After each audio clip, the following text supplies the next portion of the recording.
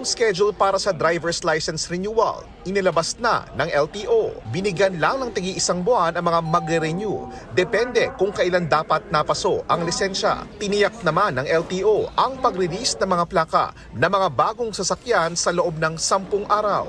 Pero ang backlog sa plaka, kabilang ang mga dati pang hindi na isyuhan, sa 2025 pa raw target na matapos. Mahigit 25 Pilipinong nabiktima ng human trafficking at illegal recruitment ni-rescue ng Cambodian Police. Pinagtrabaho sila bilang mga scammer sa isang crypto farm at matagal nang hinahanap ng mga taga-Philippine Embassy. Matapos humingi ng saklolo ang ilan sa kanila dahil hindi na raw sila pinapasahod ng kanilang employers. Nakaalis daw sila ng bansa bilang turista. Ayon sa Philippine Embassy sa Cambodia, lahat ng mga na-rescue na Pinoy walang overseas employment contract at hindi dumaan sa proseso.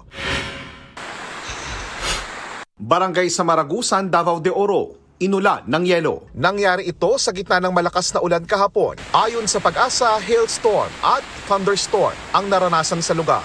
JP Soriano, nagbabalita para sa GMA Integrated News.